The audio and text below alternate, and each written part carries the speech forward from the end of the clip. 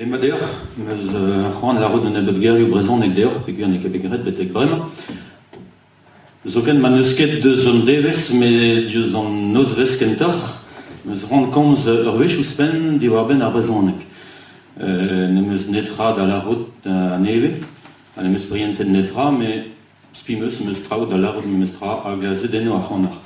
Rassurez-vous, je ne vais pas, fidèle à mon habitude, vous parler en breton tout le temps, mais je voulais que quelques mots de breton, bien sûr, résonnent dans cette salle, puisque cette langue, comme vient de le dire notre président, est la langue nationale.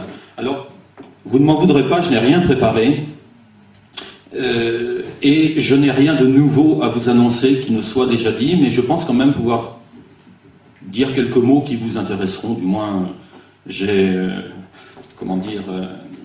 l'arrogance de le penser.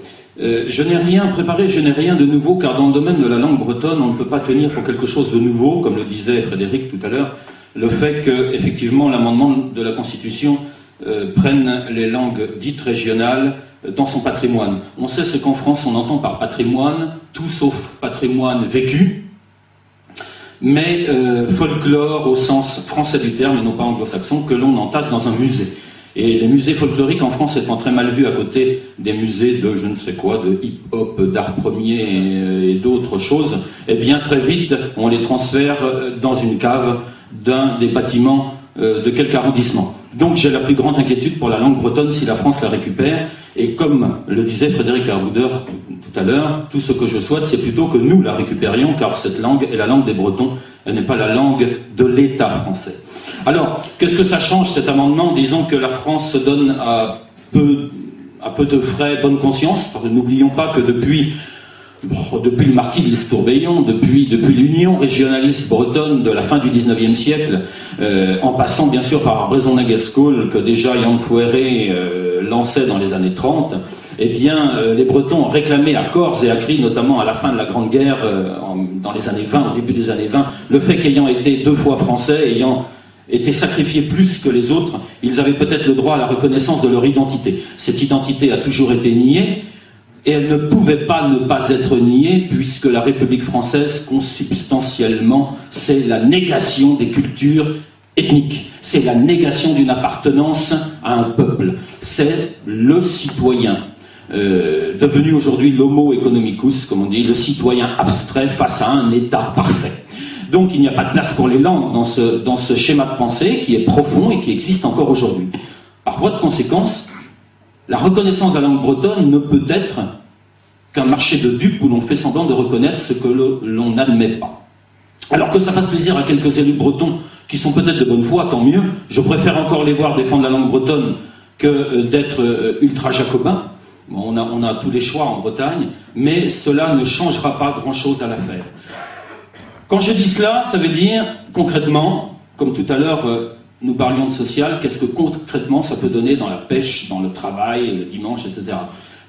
La reconnaissance de la langue bretonne par l'État français nous donnera-t-il le droit d'avoir l'éducation en breton pour nos enfants? Je vais y répondre tout à l'heure. La reconnaissance de la langue bretonne par l'État français nous donnera-t-elle le droit de pouvoir rester en justice ou bien de vivre en langue bretonne vis-à-vis de l'administration qui nous gouverne? La réponse est clairement non. Je vous rappelle quand même que la France a toujours refusé de signer la charte européenne des langues dites minoritaires, et qui n'est qu'un minimum. C'est d'ailleurs le seul pays, entre guillemets, démocratique européen qui ait refusé de le faire. On cite souvent la Grèce aussi, mais il n'y a pas un problème de langue au point de l'Hexagone, même en Grèce. Donc c'est un déni de droit international, mais vous savez que l'État français se donne le droit de définir ce qu'est le droit pour les autres et d'en faire fi pour lui-même. Tout ça a déjà été dit, je ne veux pas insister là-dessus. Je veux simplement dire qu'il ne faut pas se faire d'illusions.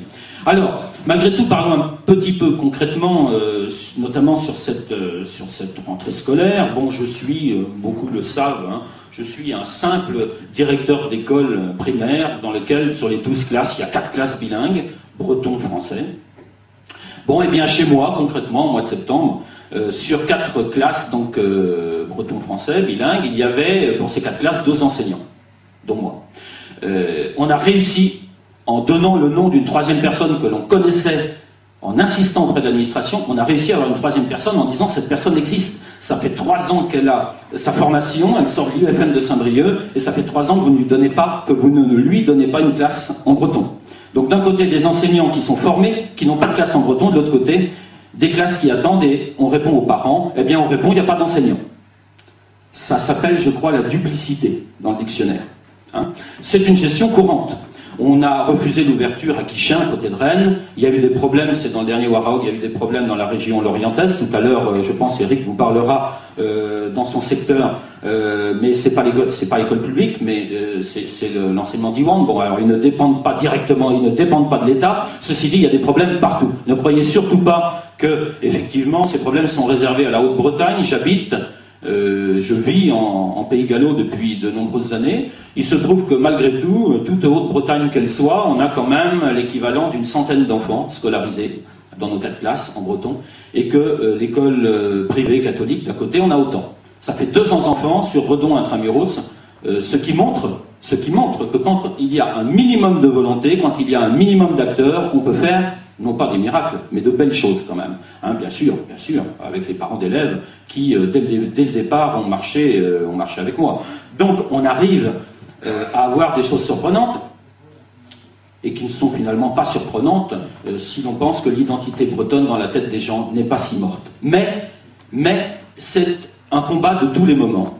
Il n'y a pas qu'en politique, c'est un combat de tous les moments. Donc, actuellement, eh bien, j'ai 3 enseignants pour 4 classes, on fait avec et on bouge un peu. Et puis ça se fait, et je pense que cette situation est générale. Bon. Ceci étant, la réponse de l'administration est donc qu'il n'y a pas d'enseignants. Cela fait minimum, écoutez, j'ai enseigné le breton à Rennes dans les début des années 80, au début des classes bilingues, vers la moitié des années 80. Hein. Première classe, ça a dû être, alors Diwan en 77, première classe d'enseignement d'État était en 82, donc dans les années 85, je suis arrivé à Rennes.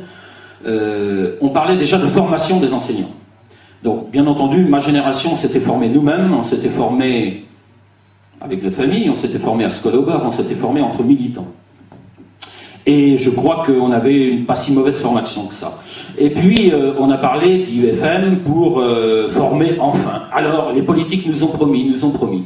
Je me rappelle même qu'à l'actuel président du conseil régional, un parti socialiste bontain, je ne sais pas pour qui il a voté là, dernièrement et je m'en fiche, nous avait promis jusqu'à, n'importe quoi, 20 000 enfants scolarisés par an. Le système qui enseigne le breton, que ce soit confondu, Diwan, les premiers et les plus efficaces, je le dis non pas pour faire plaisir à Eric, mais parce que réellement ils pratiquent le volontarisme dans la langue que nous ne pouvons pas faire, nous, parce que nous sommes limités par les textes du ministère de l'Éducation nationale. Système Diwan ou système privé avec parents d'I1 ou système public avec parents d'I8, tous ensemble, je pense que l'on stagne à peu près à 6 000 élèves. Je n'ai pas les chiffres sous les yeux, puisque j'ai rien sous les yeux, mais on est à peu près à ça. 6 000 élèves sur 600 000 scolarisés en Bretagne, c'est 1%. Ça ne régénère même pas le nombre de militants bretons. Je ne parle pas du nombre de bretonnants qu'il faut. Ceci dit, je ne vais pas vous faire un discours pessimiste, parce que ces jeunes, au moins ils seront lettrés dans leur langue, contrairement aux centaines de mille de bretonnants qui sont morts sans avoir appris à lire leur langue. Parce que l'État français les a maintenus dans un analphabétisme que l'on n'oserait pas imaginer en Afrique. Donc ces jeunes seront des lettrés, entre guillemets, ce qu'ils en feront, ça c'est leur problème. J'ose espérer que beaucoup iront vers les YBB, puis vers Cadarn, et qu'avec les moyens informatiques modernes, ils sauront faire des choses magnifiques en breton, je le souhaite sincèrement, parce que c'est pour ça qu'on bosse un peu, et c'est pour ça qu'on mouille un peu notre chemise. Car il y a des enseignants qui mouillent leur chemise. Ceci étant, 6 000 jeunes scolarisés en breton, dans une société pratiquement monolingue aujourd'hui, parce que qu'on se promène à Dinan ou à Rennes, qu'on se promène à Quimper ou à Brest, on a guère plus de bretons passé une certaine génération. C'est quand même difficile et il est certain que l'État français joue l'usure. D'ailleurs, s'il a reconnu la langue bretonne comme langue patrimoine français, c'est bien parce qu'il pense, ses experts pensent qu'elle est morte. C'est évident. S'il y avait le moindre danger politique, nous n'aurions pas été reconnus. Là, on est fossilisé, et comme le Néandertal ou l'Homo quelque chose, eh bien, on peut nous reconnaître. Remarquez que sans faire de plaisanterie, si le breton était homo, peut-être qu'il serait beaucoup plus reconnu et beaucoup plus... faudrait voir ça. Est-ce que la langue bretonne n'est pas bisexuelle? Là, on a une bonne ouverture. Bon, reprenons notre sérieux. Oui. Non, mais il faut bien tout le monde.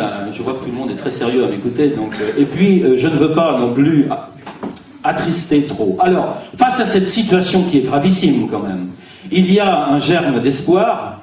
Un germe d'espoir, Diwan, c'est cette jeunesse qui sera lettrée. Mais il y a aussi ce formidable, il ne faut pas se leurrer, ce formidable rouleau compresseur du français, mais je dirais aussi de l'anglo-saxon, avec la civilisation ou la non-civilisation consumériste qui le véhicule, et qui écrase nos jeunes, que ce soit à longueur de temps devant leur Nintendo, de leur console, l'Internet, etc. Il y a quand même encore aujourd'hui assez peu de bretons. Ceci dit, et je voudrais un peu conclure sur ce fait, ça n'est pas une raison pour se décourager. C'est une raison pour voir les véritables enjeux. C'est une raison pour savoir ce que l'on veut, comme dans le domaine économique, comme dans le domaine social, comme dans le domaine culturel et traditionnel, savoir quelles valeurs, nous, nationalistes, nous véhiculons. Les demi-mesures, les demi-réponses ne satisferont pas le peuple breton. Je pense sincèrement que si un jour ce parti doit s'étendre, et il va s'étendre, c'est parce qu'il répondra à des questions que les gens se posent, même si on ne leur permet pas de se les poser. Ils se les poseront quand même. Et la réussite de nos candidats aux élections montre que, dans le fond, les gens se posent des questions taboues, même si, et surtout si elles sont taboues. Bien. Or, ces questions, les valeurs, la civilisation, disait Pierre-Yves tout à l'heure, en parlant du travail de dimanche, tout, comme un puzzle, tout se tient. Notre langue nationale véhicule une pensée. On a fait accepter à nos grands-parents et aux parents de nos grands-parents qu'il fallait qu'elles meurent pour le progrès. Or, c'est justement du progrès dont il est question. C'est le progrès, là, qui nous fait la crise financière que l'on connaît. C'est la notion de progrès qui est en cause. À savoir, pourra-t-on progresser éternellement?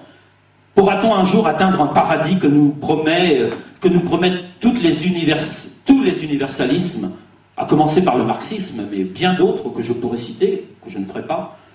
Pour moi, la réponse est non. La vie, c'est la vie dans un peuple, c'est la vie avec toute son imperfection. L'homme est un être de société, imparfait certes, mais c'est comme ça qu'il est, c'est comme ça qu'il vit, dans une société avec une histoire, un temps, une langue.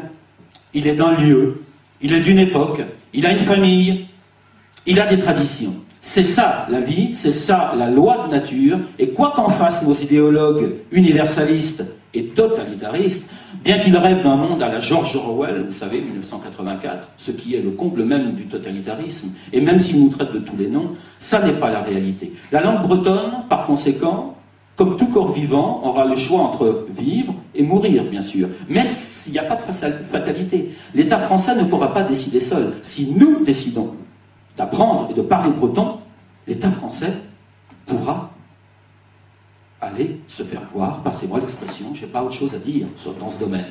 Nous serons les plus forts si nous avons volonté de survivre. Si nous avons déjà vécu, et que repus, nous acceptons d'aller au cimetière d'à côté, alors bien entendu c'est terminé. Voilà le sens du combat. Alors, quand je dis ça, je dis bien sûr, il faut savoir ce que l'on veut. La langue bretonne est une langue nationale, celle d'un peuple, d'une nation. Bien. Cela veut dire qu'elle doit, comme toutes les langues, avoir un avenir. Et je vais vous parler un peu d'avenir et non pas de passé, car quand on parle de langue bretonne, on est toujours sur le passé, c'est très bien pour ceux qui l'étudient, mais ça n'a en soi aucune valeur. L'État français a toujours voulu qu'il y ait quelques bretonnants dans les couloirs d'université parce qu'ils allaient s'occuper de la façon dont on parlait dans telle partie du bourg de Tré-Machin. Je ne parle pas de Tré-Daniel, qui me semble en Pays Gallo. Bon, tout ça est indispensable et très bien, mais ça n'est pas l'avenir de la langue. Il vaut mieux des gens plus simples, si l'on veut, mais qui ont envie de faire progresser et de faire apprendre aux enfants ce qui est leur patrimoine.